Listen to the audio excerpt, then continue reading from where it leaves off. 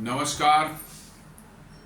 प्लानिटेक्स में आपका स्वागत है और हमेशा की आपसे निवेदन है प्लानिटेक्स को सब्सक्राइब करें, बेल आइकन जरूर दबाएं, हमारे वीडियोस को लाइक करें और फ्रेंड्स एंड फैमिली के साथ भी शेयर करना नहीं भूलें।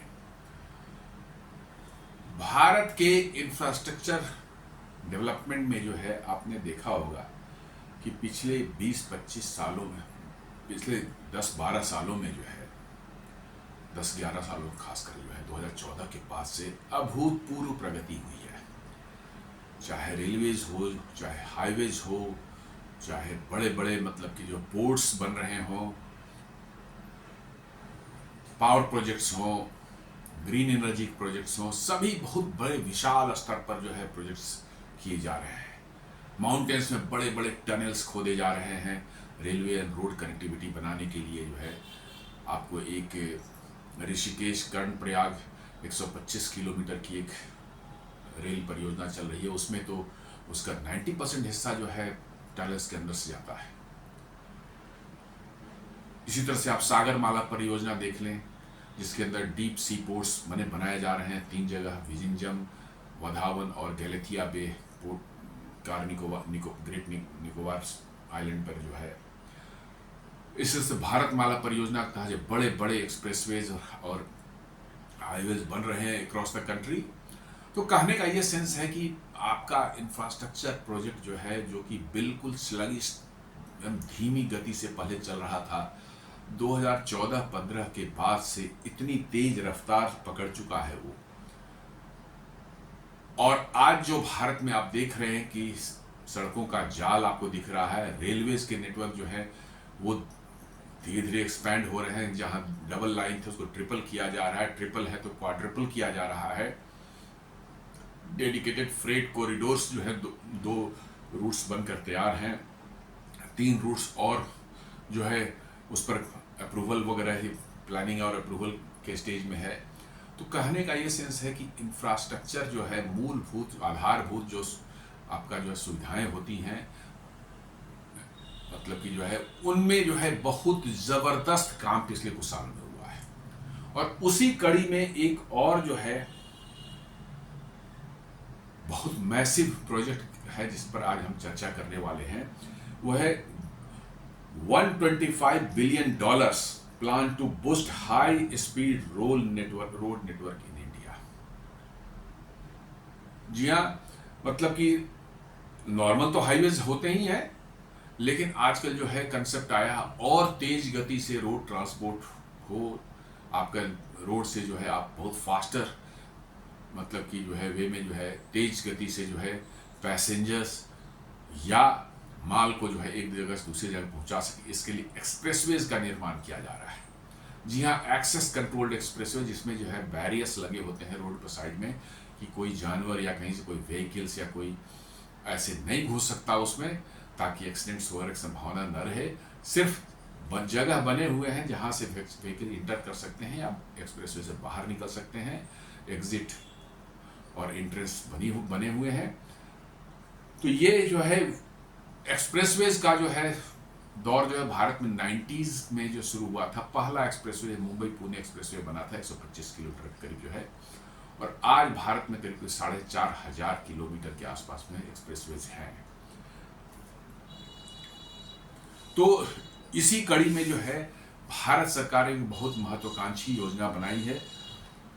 $125 बिलियन खर्च करके जो है एक बहुत बड़ा करीब 17,000 किलोमीटर का जो है एक्सप्रेसवे का नेटवर्क पूरे भारत में तैयार करने का जो है India plan.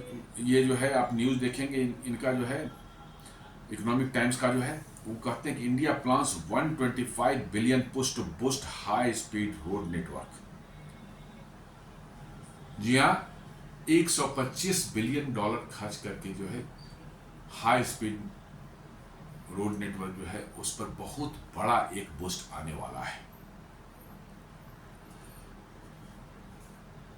India 125 billion boost to boost high speed network overview में आप देखेंगे क्या है ये यदि $125 बिलियन को जो है इंडियन करेंसी में आप कन्वर्ट करें तो ये आ जाता है करीब 11 लाख करोड़। जी हाँ, मुझे लगता है कि इतना बड़ा शायद ही कोई प्रोजेक्ट कभी हुआ होगा कि एक प्रोजेक्ट पर जो है सिर्फ हाई स्पीड रोड नेटवर्क के लिए जो है 11 लाख करोड़ रुपए खर्च किए जाएंगे।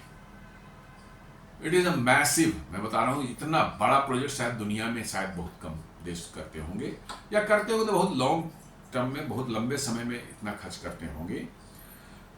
इसके अंदर में टारगेट क्या है? Construction of 17,000 kilometre of access controlled high speed roads.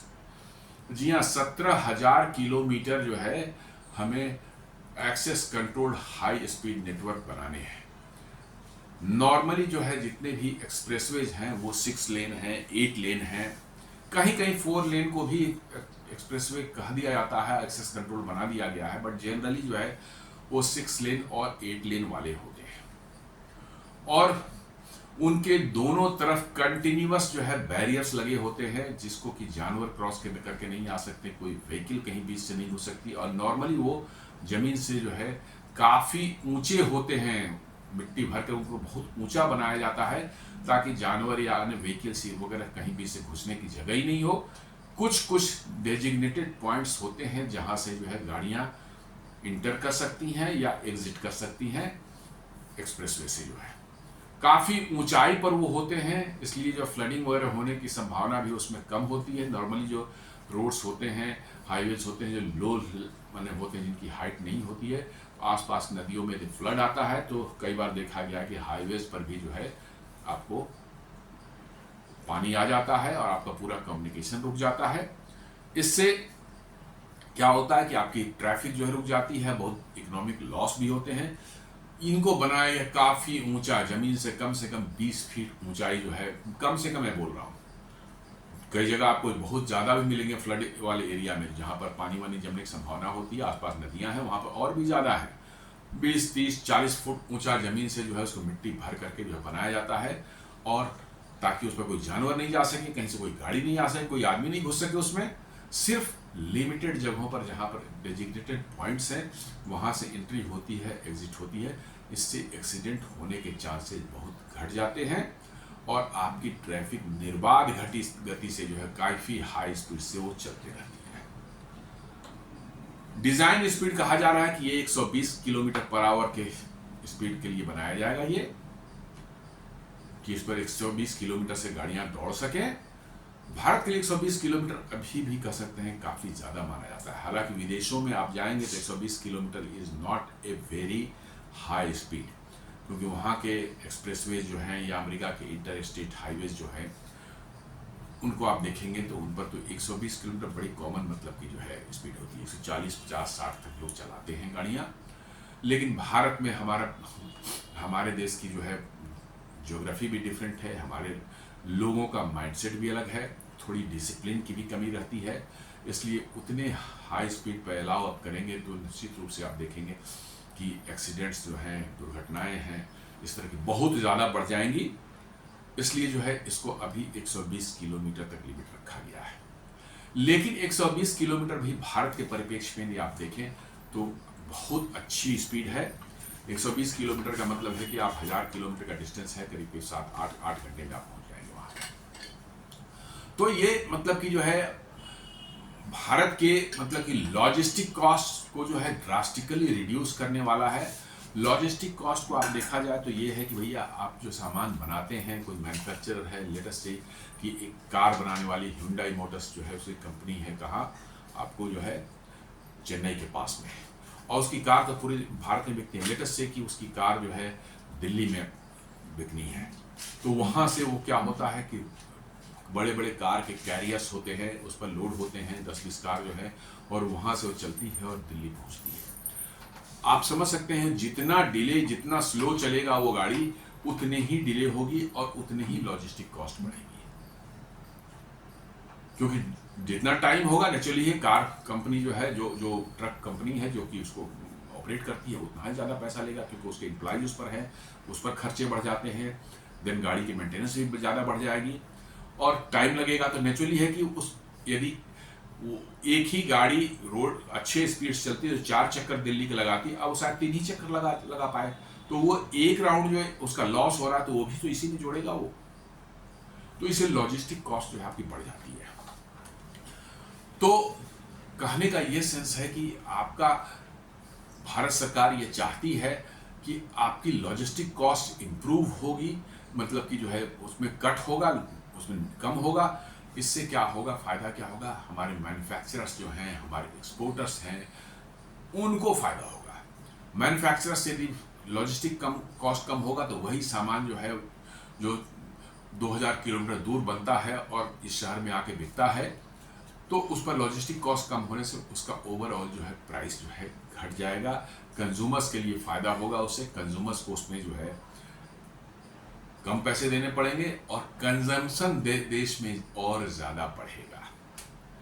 देश में कंजम्पशन बढ़ाना आज के दिन में जो है, मैं बता रहा हूँ कि बहुत ज़्यादा ज़रूरी हो रहा है। खासकर डोनाल्ड ट्रंप की जिस तरह से टैरिफ लगने के बाद से जिस तरह समस्याएं पैदा हो रही हैं कि एक्सपोर्ट डिपेंडेंसी जितनी कम रखें आप। एक्सपोर्ट जरूरी है, मैं नहीं कह रहा कि एक्सपोर्ट बंद हो, नहीं, लेकिन डिपेंडेंसी नहीं होनी चाहिए कि एक्सपोर्ट में कोई कमी आ गई तो सारी यहाँ फैक्ट्रियाँ बंद हो रही हैं, लोगों की जो नौकरियाँ जा रही हैं। ये समस्या जो है देखने को देश में नहीं मिलनी चाहिए।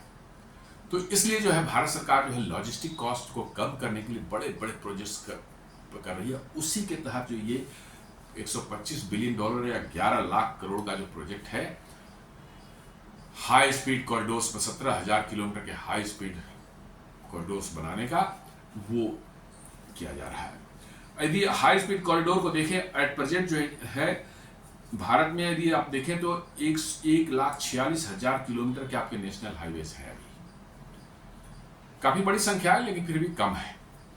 1,46,000 किलोमीटर की आपकी जो है नेशनल हाईवेज हैं, लेकिन यदि उसमें एक्सप्रेस वे कैटेगरी का मतलब 120 किलोमीटर की स्पीड से चलने वाली जो होती है, एक्सेस कंट्रोल वाला जो है आप देखेंगे इस 1,46,000 किलोमीटर में इसकी जो है भागीदारी है सिर्फ 4,500 किलोमीटर। जी हाँ, 4,500 किलोमीटर।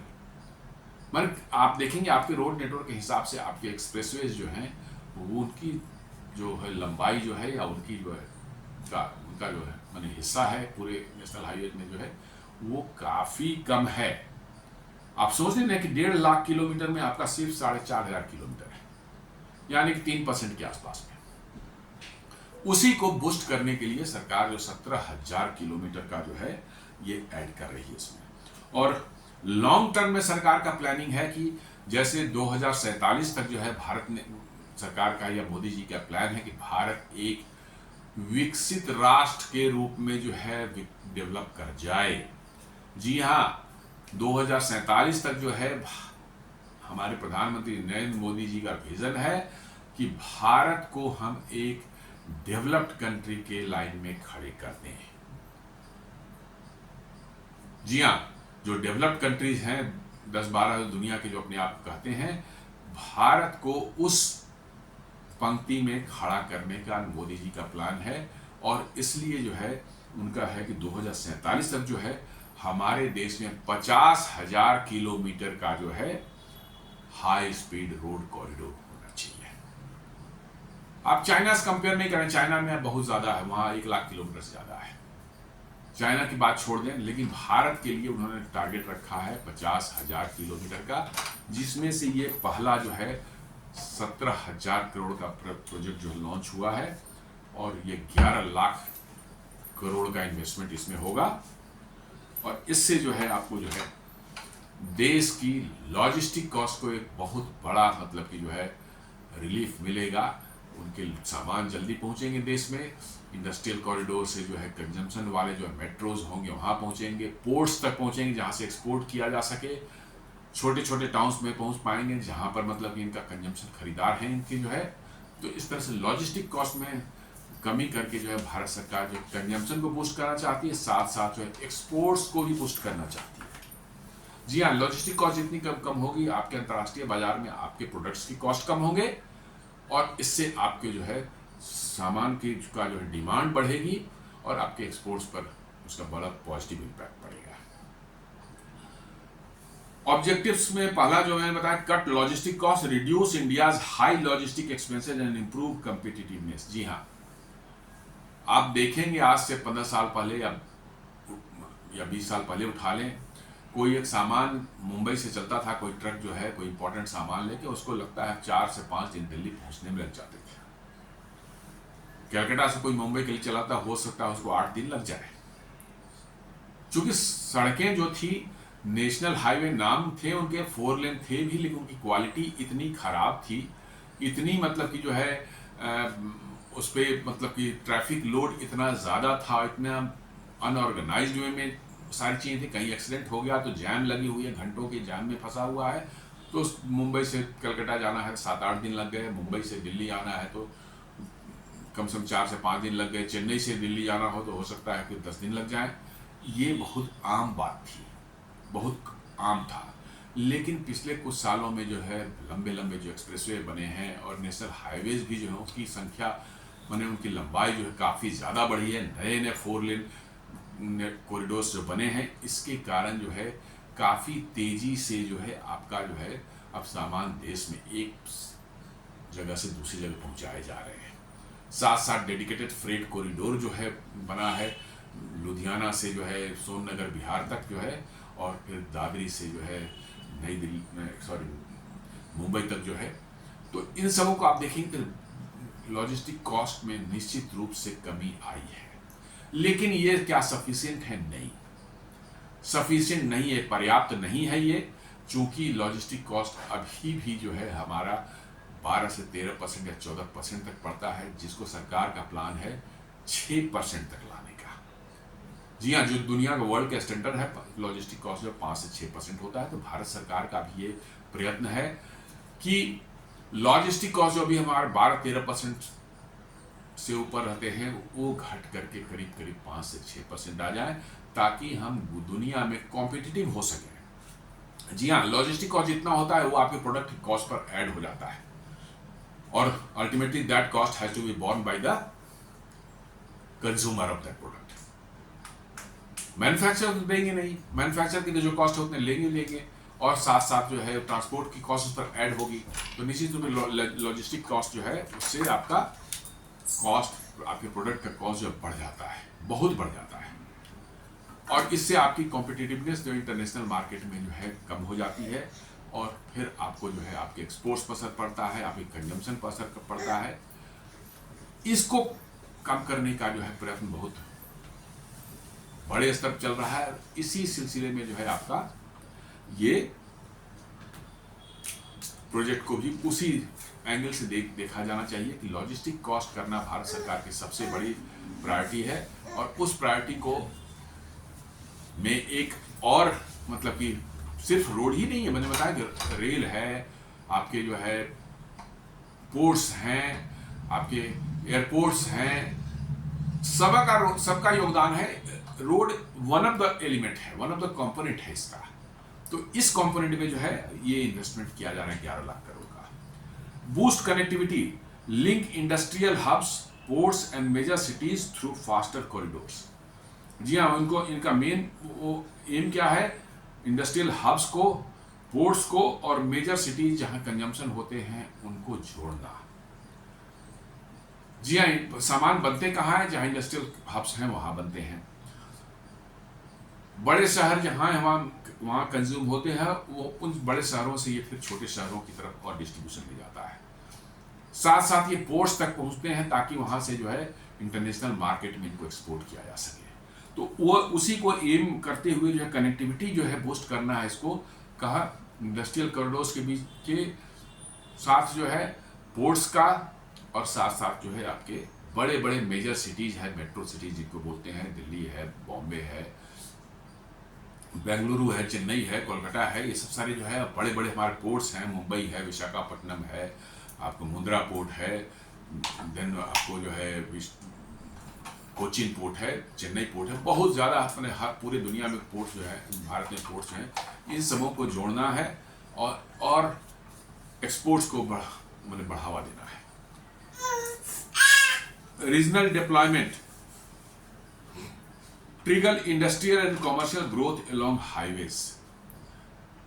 आपने देखा होगा कि जहां से भी कोई हाईवे गुजर जाती है, नई हाईवे बन जाती है, या कोई एक्सप्रेसवे गुजर जाता है, या कोई रेलवे लाइन भी गुजर जाती है, तो उसके आसपास अपने आप विकास होना शुरू हो जाता है। नए इंडस्ट्रियल यूनिट्स वहाँ आने लगते हैं, फैक्ट्रीज कुछ खुल जाती हैं, कुछ बिजनेस हाउसेज वहाँ एक्टिविटी शुरू हो जाती है, अलोंग द हाईवेज आपने देखा होगा रेस्टोरेंट्स एंड होटल्स वगैरह जो खुल जाते हैं, और तमाम तरह की एक्टिविटीज वहाँ जो लॉजिस्टिक्स से रिलेटेड हैं वो सब उसकी इर्द गिर्द जो डेवलप होने लगती है।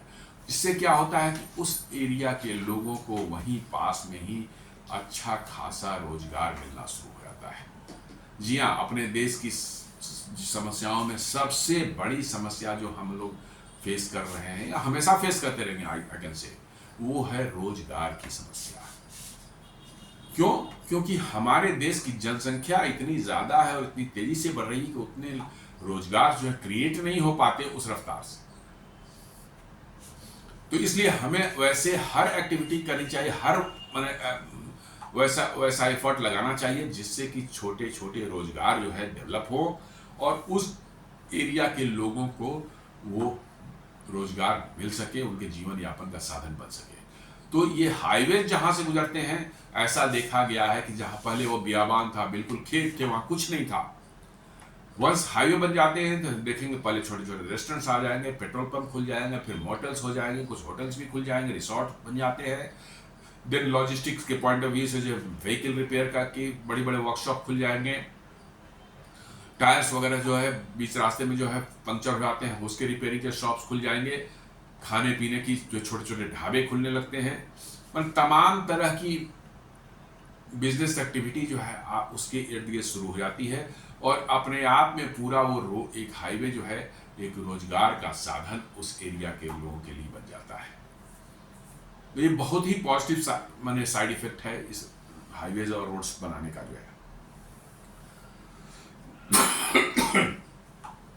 Improve safety, minimise traffic conflicts with access control design. Access control design जैसा मैंने बताया कि बैरियर्स दोनों साइड रोड के पूरे सड़क पर रहते हैं, जहां से उस नेशनल उस एक्सप्रेसवे को छोड़ना है चाहे उसमें इंटर करना है, वो जगह डेजिग्नेटेड होते हैं और बड़े ही इस तरह से बनाए जाते हैं कि ट्रैफिक आपस में बड़े स्मूथली मर्ज हो, ऐसा नहीं कि क्याओटिक हो जाए और एक्सीडेंट्स हो जाए वहां पर। तो इससे क्या होगा कि सेफ्टी भी आपकी बढ़ने वाली है बहुत ज़्यादा। जिस तरह से आपको हमारे रोड एक्सीडेंट्स में हर साल बड़े तादाद में लोग जो है भारत में मारे जाते हैं, बहुत ही दुखद विषय है ये, लेकिन ये सच्चाई है, इसको मानना पड़ेगा। इसका कारण यही है कि हमारे रोड्स जो है वो प्रॉपरली डिज़ाइन नहीं है, क्रॉसिंग्स जो है प्रॉपरली डिज़ाइन नहीं है और लोगों में ड्राइविंग सेंस या रोड सेफ्टी का सेंस भी पूरी तरह से नहीं है। इसलिए उसमें बहुत बड़ा हेल्प ये करेगा बिकॉज कि ये पूरी तरह से एक्सेस कंट्रोल्ड होने वाला है। एक्सेस कंट्रोल होने के कारण जो है इसमें कहीं जानवर बीच में नहीं घुस सकता, कहीं बीच में गाड़ी कहीं बीच में नहीं घुस सकता और at the same time elevated है, काफ़ी ऊंचाई पर बना हुआ है। एलिवेटेड का मैंने पिलर नहीं बना हुआ है, मिट्टी भर करके बिल्कुल जो है काफ़ी ऊंचाई पर बनी हुई है, इसलिए अगल बगल से किसी तरह का अनवांटेड कोई चीज़ घुसने का प्रश्न नहीं उठता है। और इससे क्या होगा कि हमारी रोड सेफ्टी भी जो है बहुत ज़्यादा इम्प्रूव होने वाली है। हालांकि ये भी देखा गया है कि एक्सप्रेसवे बनने के बाद लोगों में बड़ा जोश आ जाता है और वो गाड़ियाँ इतनी तेज़ रफ्तार से चलाते हैं और डिसिप्लिन भी प्रॉपर नहीं होता, तो कई बार जो है एक्सप्रेसवेज पर भी बहुत बड़े बड़े एक्सीडेंट्स मतलब देखे गए हैं जहाँ पर लोग बड़ी तादाद में लोगों की मृत्यु होती है। लेकिन फिर भी जो है साइंटिफिक तरीका ये है कि एक्सेस कंट्रोल्ड सड़कें जो हैं और कंट्रोल्ड एग्जिट एंड एंट्री का जो हम सिस्टम जिसे बनाता है उसमें देखा गया है कि नॉर्मली जो एक्सीडेंट्स जो है कम होते हैं। यदि लेकिन आपको ट्रैफिक डिसिप्लिन तो फॉलो करना पड़ेगा। ये नहीं है कि साहब मतलब कि हम एक्सप्रेस पर आ गए हैं गाड़ी लेकर के और उसके बाद जो है जैसे मर्जी जिगजैग पैटर्न में हम गाड़ी चला रहे हैं without taking consideration of the other traffic of other traffic, तो एक्सीडेंट तो उसमें होंगे। लेकिन ये जिस तरह से डिजाइन किया गया है उसमें ट्रैफिक को हैंडल करने के लिए उसमें निश्चित रूप से जो है आपकी जो है रोड सेफ्टी में अच्छी इंप्रूवमेंट देखने को मिल सकती है।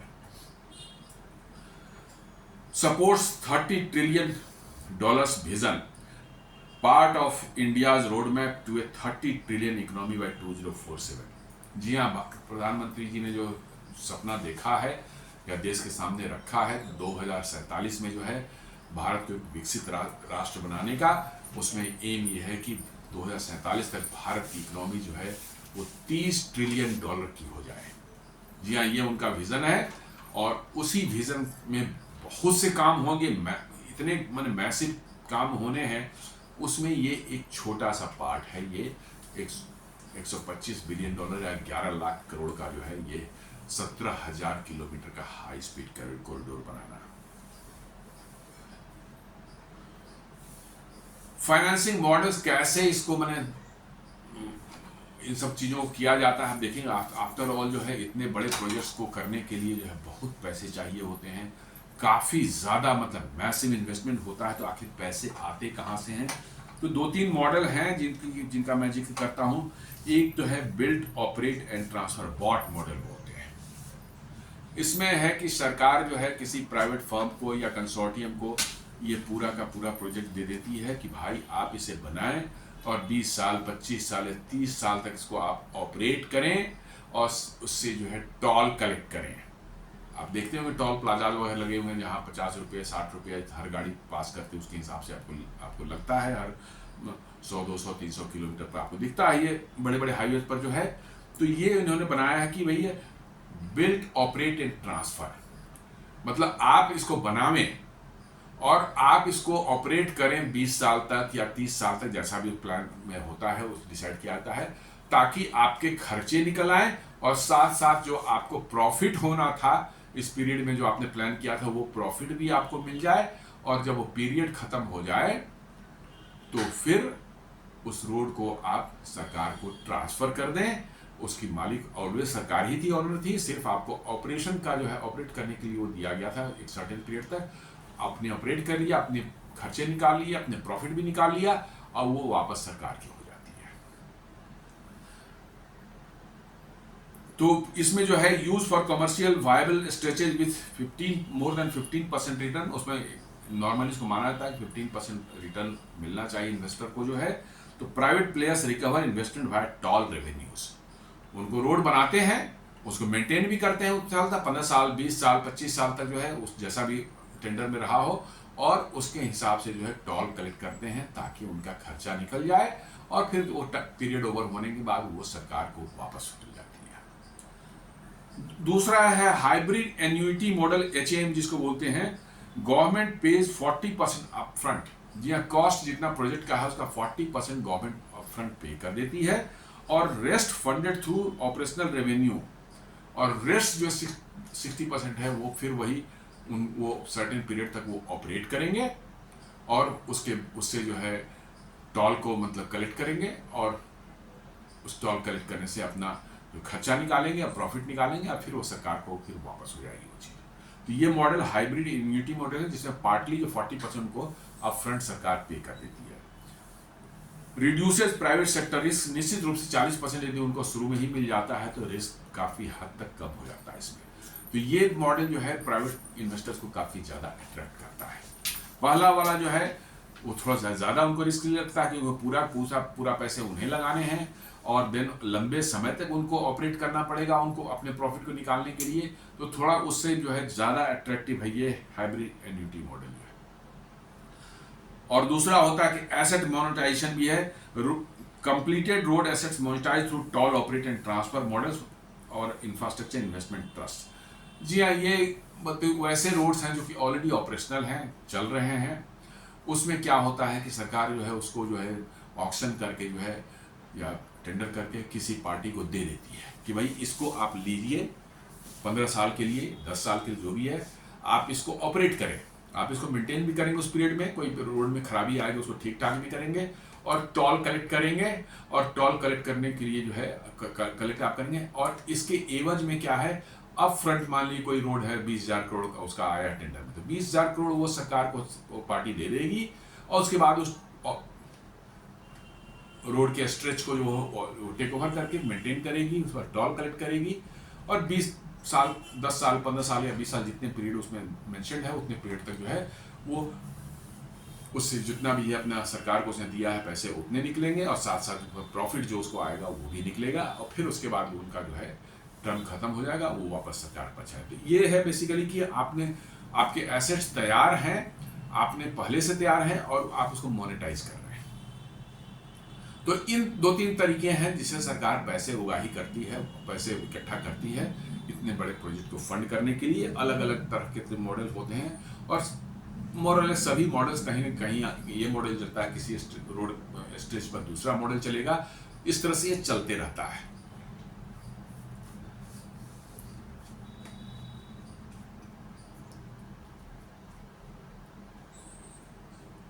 इसमें जो प्लान बनाया है इसका फेज 1 जो कहा जा रहा है 17,000 किलोमीटर में जो है 40% of the project already under construction. Phase 1 में जो है 40% जो है ऑलरेडी कंस्ट्रक्शन चल रहा है इसमें, और ये 40% जो है 2030 तक जो है कंप्लीट हो जाने की उम्मीद है।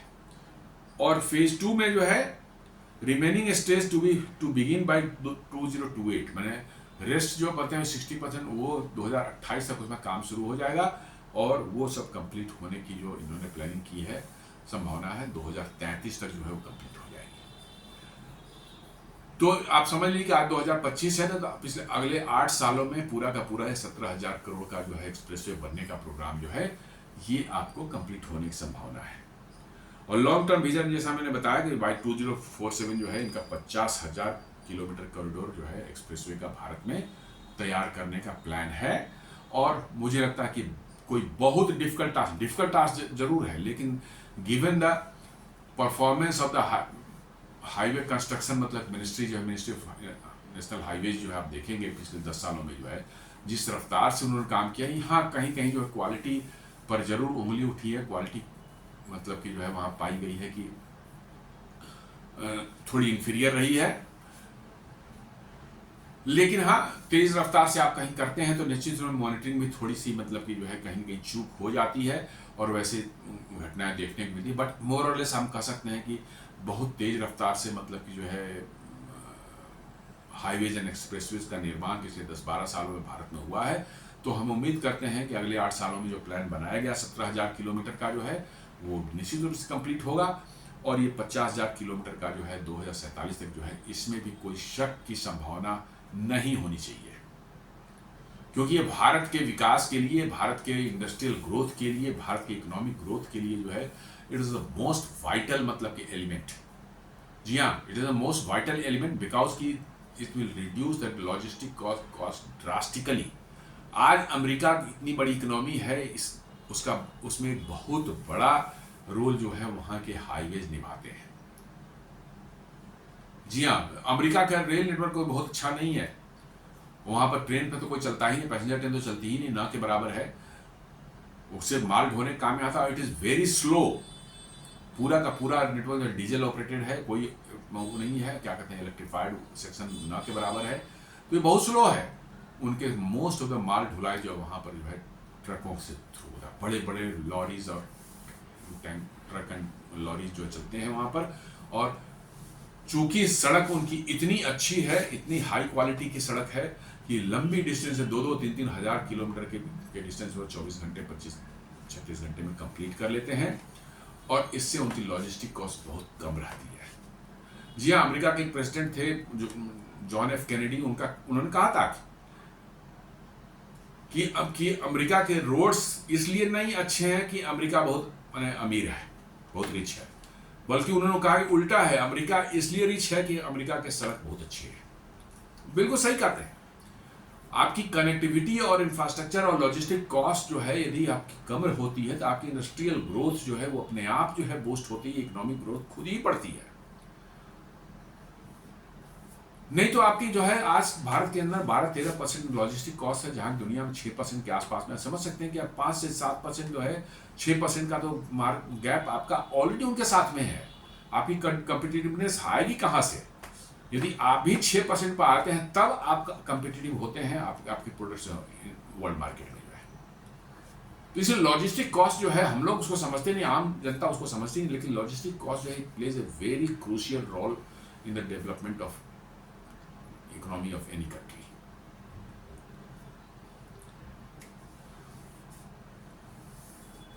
एक्सेस टेक्निकल फीचर्स देगा, limited entry and exit points, grade separated interchanges. जी हाँ, इंटरचेंजेस जहां होंगे वहां पर आप देखेंगे जंप करने के लिए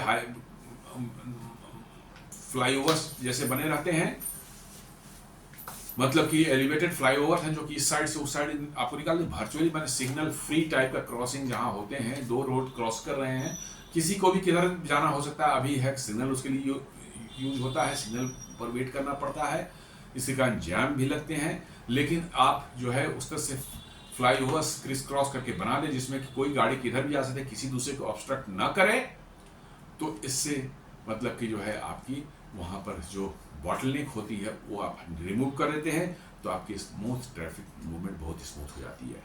तो ये कहता है कि limited entry and exit points होंगे और ग्रेड सेपरेटेड इंटरचेंजेस होंगे इसमें, जो मैं बोल रहा था आपको कि limited entry and exit points और साथ साथ ग्रेड सेपरेटेड इंटरचेंजेस होंगे, ताकि जो है आपका ट्रैफिक कहीं रुके ही ना। लेन कॉन्फ़िगरेशन 4 लेन से 8 लेन तक इसको माना गया है कि होगा, मोस्टली 6 to 8 होंगे, मोस्टली जो है 6 एक्सप्रेसवे होते हैं, बट कभी कभी 4 लेन वाले को भी एक्सेस कंट्रोल बना करके उसको एक्सप्रेसवे डिक्लेयर किया जाता है। एक्सेस कंट्रोल हो जाने के बाद जो है निश्चित रूप से उस पर जो है स्पीड बढ़ जाती है, और आपको जो है 6 लेन हो तो और अच्छा हो, 8 लेन होने पर और भी बेहतर होता है। सपोर्टिंग सिस्टम देख लें, इंटेलिजेंट ट्रांसपोर्ट सिस्टम जो है ये एक मतलब मैनेजमेंट, ट्रैफिक मैनेजमेंट का सॉफ्टवेयर मैंने सिस्टम है, जो कि जिसको इंटेलिजेंट ट्रांसपोर्ट सिस्टम ये इस पर लगाए जाएंगे, इन पर लगेंगे, ताकि जो है ट्रैफिक को मॉनिटर किया जा सके कि ट्रैफिक कहीं फंस तो नहीं रहा है, ट्रैफिक कहीं ऐसा तो नहीं है कि कोई बॉटलनेक की वजह से जो है डिले हो रही है। यदि वैसा हो रहा है तुरंत जो है लोग एक्टिवेट होंगे, उस जगह पर एक्शन लेंगे ताकि वो बॉटलनेक को दूर करें, कोई परेशानी हो तो उसको दूर करें। मान लें कहीं कोई व्हीकल ब्रेकडाउन हो गया, उसी कारण वहाँ कोई जैम लगना शुरू हो गया कुछ वहाँ, तो इंटेलिजेंट ट्रैफिक सिस्टम जो है आपको डिटेक्ट करके बता देगा उसे कंट्रोल सेंटर में कि साहब यहाँ पर ट्रैफिक किस वजह से समस्या आ रही है।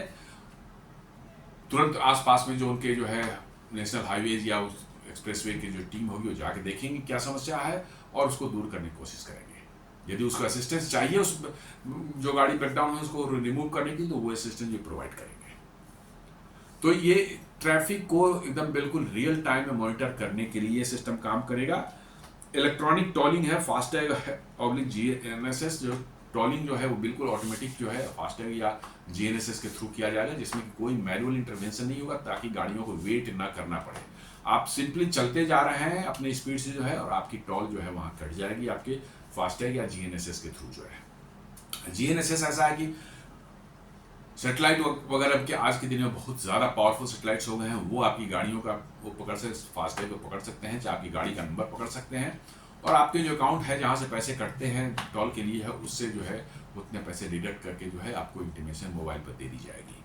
ऐसा भी आ रहा कि विदाउट टोल गेट जो है आप टोल दे सकते हैं। इमरजेंसी सर्विसेज भी होंगी, मान लो कोई सी इमरजेंसी हो, कोई एक्सीडेंट हो गया, तुरंत जो है ये नहीं कि घंटों तक जाम लगा, नहीं, इमरजेंसी आ गई तो तुरंत वहाँ पर जो है जो एक्सीडेंट हो गया तो जो व्हीकल जो फंसे हुए हैं उनको साइड करके निकालना, ताकि जो है आपका रोड खुल जाए, ट्रैफिक खुल जाए। देन कोई एक्सीडेंट हो गया तो तुरंत मेडिकल हेल्प पहुंचाना है, उसकी भी सुविधा रहेगी। नहीं तो मतलब कि एक्सीडेंट हो जाने के बाद जो है मेडिकल हेल्प के अभाव में लोगों की मृत्यु हो जाती है, तो उसकी भी रहेगी। सर्विस रोड्स रहेंगे साइड में जो है, ताकि जो है आसपास छोटे जो टाउन्स हैं या उनका है, उनके लोगों को यदि मूवमेंट करना हो तो चूँकि उनको तो एक्सेस कंट्रोल में जा नहीं सकते ऊपर, तो वो उसके थ्रू जो है सर्विस रोड के थ्रू जो है अपना जो है काम चला सकेंगे। और रेस्ट एरियाज भी इस पर होंगे, जहाँ पर मतलब कि लॉन्ग डिस्टेंस के जो ड्राइवर्स हैं, पैसेंजर कार वाले हैं, चाहे रोड ड्राइवर्स वाले हैं, वहाँ रुक सकते हैं, खाना पीना खा सकते हैं, फ्रेश हो सकते हैं और थोड़ा रेस्ट भी ले सकते हैं। इस तरह की सारी सुविधाएं होंगी। इकोनॉमिक इम्पैक्ट में हम देख लेते हैं, reduce transit time, faster more reliable cargo and passenger movement. जी हाँ, आपकी जो है काफ़ी तेज और reliable cargo and passenger movement होगी आपके मतलब कि जो है इन जो है एक्सप्रेसवे, आने वाले एक्सप्रेसवे हैं उन पर। Lower supply chain cost, supply chain cost वही लॉजिस्टिक कॉस्ट जो बोल रहे हैं इनको, हेल्प्स मैन्युफैक्चरर्स एंड एक्सपोर्टर्स। आप जितना supply chain cost, logistic cost कम होगा, आपके मैन्युफैक्चरर्स और आपके एक्सपोर्टर्स को उतनी ही हेल्प होती है, क्योंकि आपने आपकी प्रोडक्ट की प्राइस जो है कंज्यूमर के हाथ में जब जाती है, उस समय जितनी होती है कंज्यूमर को उसका इम्पैक्ट पड़ता है। If that price is brought down by reducing the logistic cost, तो उस कंज्यूमर के पॉकेट पर जो है जो भार पड़ता है वो कम होगा, उसके पॉकेट में ज़्यादा पैसे रहेंगे और वो ज़्यादा खर्च कर सकेगा आने वाले समय में। इससे इकोनॉमी को फर्दर बूस्ट मिलती है। जी हाँ, मेरे पास यदि पैसे हैं, 100 रुपये है, उस 100 रुपये से मैं एक ही सामान खरीद सकता हूँ, और कल को अगर सामान का दाम घट जाए, उस 100 रुपये से मैं 2 सामान ले सकता हूँ, तो मैं 2 सामान खरीदूंगा, क्योंकि 100 रुपये तो मुझे खर्च करता ही था मैं, तो मैं अब 2 प्रोडक्ट खरीदूंगा। इससे क्या होगा कि कंट्री में कंजम्पशन बढ़ेगा और इससे आपकी इकोनॉमी को बूस्ट मिलेगी। कंजम्पशन बढ़ता है तो क्या है, प्रोडक्शन बढ़ता है, प्रोडक्शन बढ़ता है तो लोगों को जॉब मिलती है, क्योंकि ज़्यादा मैन पावर चाहिए होता है, ज़्यादा इन्वेस्टमेंट वहाँ होती है, फिर ज़्यादा मैन पावर चाहिए तो ज़्यादा लोगों को जॉब मिलती है। तो हमारा तो एम ही यही है कि ज़्यादा से ज़्यादा लोगों को जॉब मिले, ताकि उनका जीवन यापन बढ़िया से, उनका जीवन स्तर ऊपर उठे और वो बाजार में खर्च करें, ताकि और लोगों के लिए जॉब क्रिएट करें। तो उसमें ये हेल्प करने वाला है। Industrial multipliers, growth of warehouse and logistic parks and industrial hubs. जी हाँ, ये इंडस्ट्री में भी एक मल्टीप्लायर इफेक्ट पैदा करेगा। बड़े बड़े वेयर हाउसेज बन सकते हैं हाईवेज के अलॉन्ग जो है, तो ग्रोथ ऑफ वेयर हाउसेज आपको देखने को मिल सकती है।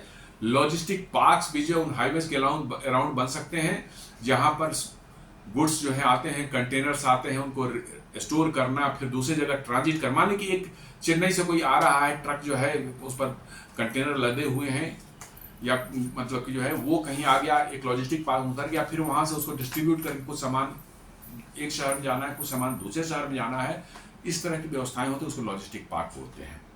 तो वो लॉजिस्टिक पार्क्स जो है आपको क्रिएट होते हुए दिखेंगे, उसमें भी बड़े पैमाने पर लोगों की नौकरियां लग सकती हैं, और इंडस्ट्रियल हब्स बन सकते हैं उन मतलब कि जो है हाई एक्सप्रेसवेज के अलॉन्ग जो है। ये सारी दुनिया में देखने को मिला है कि जहां पर भी आप हाईवे बनाते हैं, उसके अलॉन्ग जो इंडस्ट्रियल और इस तरह के लॉजिस्टिक हब्स बन जाते हैं, धीरे धीरे खुद क्रिएट हो जाते हैं, वेयर हाउसेज बन जाएंगे। तो ये सब जो है उस एरिया की इकोनॉमी में एक बूस्ट पैदा करता है, लोगों को एम्प्लॉयमेंट देता है उस एरिया में, और उनको अपने घर से बहुत ज़्यादा दूर नहीं जाना पड़ता, मतलब कि जो है नौकरी की तलाश में। इससे क्या होता है, उनकी लिविंग कॉस्ट भी घटती है, बहुत कम होती है।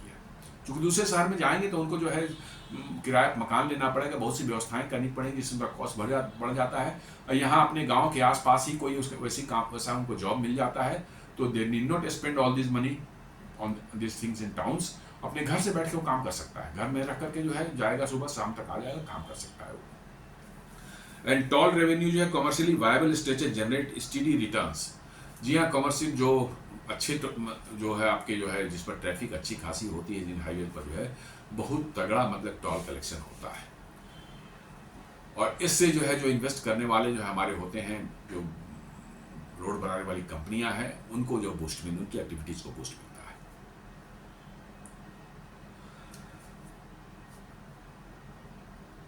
अब कुछ इन्वायरमेंटल और सोशल इश्यूज जो हैं, कंसर्न्स तो होते ही हैं। इस तरह कोई प्रोजेक्ट करते हैं तो कहीं ना कहीं कुछ इन्वायरमेंटल और सोशल इश्यूज आते हैं। सबसे बड़ा होता है लैंड एक्विजिशन का, जो है बहुत बड़ा समस्या बन जाता है किसी एरिया में, क्योंकि नॉर्मली ये सब खुले स्टेज में ग्रीन फील्ड प्रोजेक्ट्स नॉर्मली होते हैं। ये कहाँ से आप गुजरते हैं, तो ऐसे एरिया से जो खेत है, खेत खलिहान है, जहाँ पर खेती होती है, और भारत में खेती जो है बहुत बड़ा एक प्रोफेशन है, बहुत बड़े तादाद में लोग खेती से जुड़े रहते हैं, इसलिए लोग अपनी ज़मीन को ऐसे देना नहीं चाहते, इसलिए land acquisition is a big problem. लेकिन अभी लैंड एक्विजिशन के लिए जो सरकार ने बहुत अच्छे रिटर्न्स देते पैसे देती है, मतलब कि किसानों को जिनकी ज़मीन लेते हैं, तो अब शायद उतनी समस्या ना हो। लेकिन हाँ, इसमें टाइम लगता है, लिटिगेशंस भी होते हैं, बहुत तरह की समस्याएं इसमें आती हैं, तो ये एक चैलेंज हो सकता है।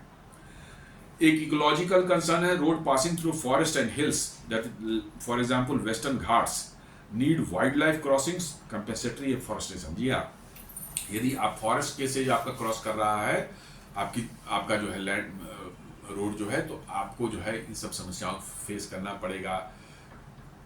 जानवरों के निर्बाध इस तरफ से उस तरफ जाने के लिए जो है आपको जो कॉरिडोर्स बनाने पड़ेंगे, रोड के नीचे अंडरपास बनाना पड़ेगा, चाहे ऊपर से बनाना पड़ेगा कुछ, कि जानवरों को ये फील ना हो कि हमारा रास्ता रोक दिया गया है और फिर वो क्रॉस करेंगे रोड को, एक्सीडेंट्स होंगे, तो उनके जाने की व्यवस्था से कॉस्ट बढ़ता है। तो एलिवेटेड सेक्शंस भी बनाने पड़ते हैं गाड़ियों के लिए, जहाँ पर कि नीचे से जानवरों के जाने का रास्ता बन जाए, तो ये एडिशनल कॉस्ट आपको पड़ता है। फिर फॉरेस्ट को आप काटते हैं तब रोड बनता है, तो कंपेंसेशन में फॉरेस्ट्री कंपेंसेशनल फॉरेस्ट्री भी आपको करनी पड़ती है, उस पर भी कॉस्ट आएगा। Carbon impact expansion could increase vehicular emission needs balancing with rail freight और green mobility। निश्चित रूप से गाड़ियाँ ज़्यादा चलेंगी तो ज़्यादा कार्बन एमिशन होगा, और ये जो है आपकी इकोलॉजी, आपकी जो है इन्वायरमेंट, उसको तो असर डालता ही है। तो ज़रूरत है कि एक बैलेंस करें कि रोड से भी जाएं, साथ साथ जो है ट्रेन से भी जाएं, क्योंकि रेल में जो है आपका एमिशन कम होता है, और साथ साथ जो है ग्रीन जो है टेक्नोलॉजी जो आजकल जो है मोबिलिटी की है उस पर भी फोकस होनी चाहिए। जो बैलेंसिंग में सभी को करना है, सिर्फ नहीं रोड पर ही चलेंगे और सब डीजल वाली गाड़ियां चलेंगी तो आपका तो मुश्किल हो जाएगा। तो इसलिए आपको बैलेंसिंग करनी है कि कुछ ट्रैफिक है, अच्छी खासी ट्रैफिक ट्रेन से भी जाए, क्योंकि ट्रेन में बहुत कम इमिशन होता है। देन कुछ ग्रीन व्हीकल्स जो होते हैं आजकल आ गए हैं हाइड्रोजन वाले जो है या बैटरी वाले हैं, वैसे बड़े बड़े ट्रक जो हैं उनसे भी ट्रांसपोर्टेशन हो, ताकि आपकी जो इन्वायरमेंटल कंसर्न्स हैं उसको आप एक चेक के अंदर में रख सकें, अंदर चेक रख सकें।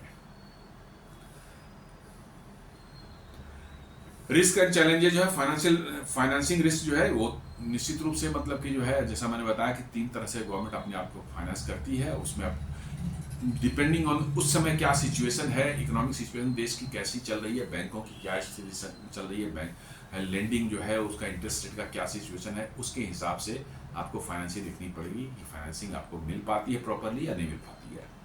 देन एग्जीक्यूशन रिस्क है, contractor capacity, material supply, quality control, ये सब जो है आपको देखना पड़ता है कि वेदर जिस कॉन्ट्रैक्टर उस लेवल के कॉन्ट्रैक्टर या उस कैपेबिलिटी कॉन्ट्रैक्टर्स हैं आपके देश में या नहीं है, और क्या उतनी तेजी से उस प्रोजेक्ट को मैंने एग्जीक्यूट कर पाएंगे, मटेरियल सप्लाई उस रफ्तार से हो पाएगी, जो कि बहुत बड़े तादाद में मटेरियल की जरूरत पड़ेगी आपको, तो उस तादाद में मटेरियल सप्लाई हो पाएंगी आपको, और क्या आप क्वालिटी कंट्रोल पर नियंत्रण रख पाएंगे, चूँकि इतने लार्ज स्केल कर रहे हैं तो कहीं ना कहीं मिस तो होते ही हैं।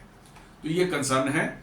Then clearance delays, environmental, forest and legal hurdles जो है उसको कितनी जल्दी से आप निपटाते हैं, कैसे उसको जो है कितनी क्विकली जो है आप एड्रेस कर पाते हैं, आपका सिस्टम कैसे उसको हैंडल करता है, ये भी एक मतलब बहुत बड़े चैलेंजेस हैं। जी हाँ, एक छोटा मोटा चैलेंज नहीं है। इन्वायरमेंटल और फॉरेस्ट से क्लियरेंस लेना जो अपने आप में बहुत बड़ा मतलब कि जो है वह, हालांकि फॉर्चुनेटली जो है पीएम गति शक्ति योजना जब से बनी है तब से इसमें बहुत तेजी आई है, लेकिन उसके पहले तो it was virtually impossible to get clearance from the forest department. Then traffic projection over estimation can make toll projects unviable. तो ट्रैफिक प्रोजेक्शन भी आपको सही ढंग से करना पड़ेगा, ताकि जो आप कॉन्ट्रैक्टर को दे रहे हैं उसको टॉल से पैसे कलेक्ट करने हैं, और यदि उतनी ट्रैफिक नहीं आई तो नेचुरली है कि वो तो फंस जाएगा, उसका घाटा हो जाएगा, और फिर आगे के फर्दर के प्रोजेक्ट्स में कोई दिलचस्पी आपकी नहीं लेगा। तो ये सब भी ध्यान रखने वाली बात है। देन कॉरिडोर फोकस यदि देखा जाए तो approach pass prioritising connectivity between major industrial cluster, metros and ports, ये हम लोग देख चुके हैं। जैसे एग्जांपल बेंगलुरु जो 4-8 लेन एक्सप्रेसवे हो सकता है। Strategic north south and east west corridor जो है अंडर स्टडी है। और यदि हमने देखे इंटरनेशनल कॉन्टेक्स्ट में हम देखें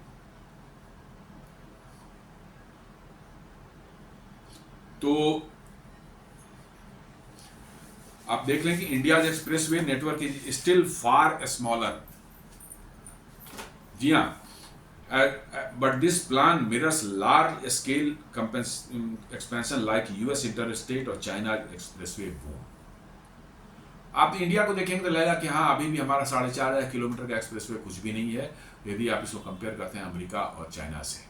लेकिन जिस तरह से लिया जा रहा है, प्रोजेक्ट को टेकअप किया जा रहा है, मुझे लगता है कि बहुत जल्दी एक बहुत बड़ा एक्सप्रेसवे बूम इंडिया में देखने को मिला है। कुछ बड़े बड़े एक्सप्रेसवे अभी बन रहे हैं कंप्लीट होने के, जैसे मुंबई दिल्ली एक्सप्रेसवे है, Ganga expressway Meerut to Prayagraj Ganga expressway है, इस तरह की जो है। फिर एक मुंबई नागपुर जो है समृद्धि महामार्ग है वो करीब करीब कंप्लीट हो चुका है। इस तरह के बहुत लंबे चौड़े जो है मैंने express, Varanasi Calcutta expressway under execution है। उसे तरह से गोरखपुर हल्दिया जो है एक बहुत बड़ा प्रोजेक्ट, ये भी 600 किलोमीटर का है। तो कहने का सेंस है कि बड़े बड़े प्रोजेक्ट्स दिख रहे हैं, और जिस रफ्तार से चल रहे हैं उम्मीद है कि एक एक्सप्रेसवे बूम अपने देश में देखने को जल्दी ही मिलेगा। अब एक होती है कि रेल वर्सेस रोड का भी एक चलता है डिबेट अपने यहाँ कि साहब रेल होना चाहिए कि रोड होना चाहिए। तो government also positioning railway modernisation to balance emission and transport demand है। निश्चित रूप से यदि रेल को आप ज़्यादा महत्व देंगे, रेल पर ज़्यादा ट्रैफिक शिफ्ट करेंगे तो रोड पर ट्रैफिक कम आएगी, क्वाइट नेचुरल है। वही मैंने कहा ना कि एक बैलेंसिंग करने की जरूरत है, क्योंकि आपकी इमिशन कंसर्न्स जो हैं, कार्बन इमिशन के कंसर्न्स हैं, उनको भी एड्रेस करना आपका जरूरी है।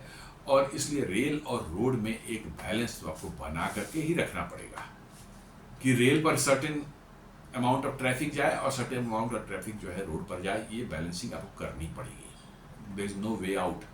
किसी एक पर आप डिपेंड रहेंगे, दूसरा को प्रॉब्लम होगी। आप पूरा का पूरा रेलवे पर डिपेंड हो जाए तो रेलवे जो है हर नोक एंड कॉर्नर में सारी कंट्री का नहीं जाती, वो बड़े बड़े जगहों को टच करते हुए निकलती है। अंदर यदि आपको जाना है जहां रेलवे कनेक्टिविटी नहीं है तो again you will need the road network. इसलिए जो है आपको दोनों में बैलेंसिंग करनी पड़ेगी, रोड्स भी जरूरी हैं और रेल्स भी जरूरी है। Policy measure needed, mixed financing strategy, blend BOT, HAM and modern monetisation models, तीनों मॉडल्स जो है उनको जो है करना है, मिक्स करके करना चाहिए हमें। देन फास्ट ट्रैक क्लियरेंसेज जो है, जो गवर्नमेंट क्लियरेंसेज जो फॉरेस्ट्री और ये सब की जो होती है, इन्वायरमेंटल जो क्लियरेंस होती है वो फास्ट ट्रैक करनी पड़ेगी। एंड क्वालिटी एश्योरेंस में स्ट्रिक्ट मॉनिटरिंग जो है वो हमें करने की जरूरत है, ताकि कहीं मिस ना करें हम और क्वालिटी हमारी कॉम्प्रोमाइज हो जाए। और मॉडल बैलेंस जो है, coordinate with rail expansion and avoid unsustainable road traffic growth.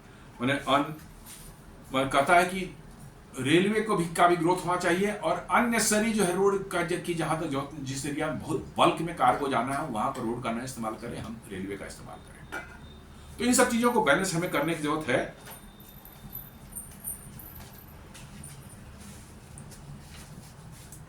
तो ये एक हमने आज डिस्कस किया कि बहुत बड़ा प्रोजेक्ट 11 लाख करोड़ का जो है प्रोजेक्ट जो है 17,000 किलोमीटर का एक्सप्रेसवे क्रिएट करने का भारत में जो है प्रोजेक्ट जो भारत सरकार ने बनाया है, जिस पर एक्सक्यूशन चल रहा है, काम चल रहा है।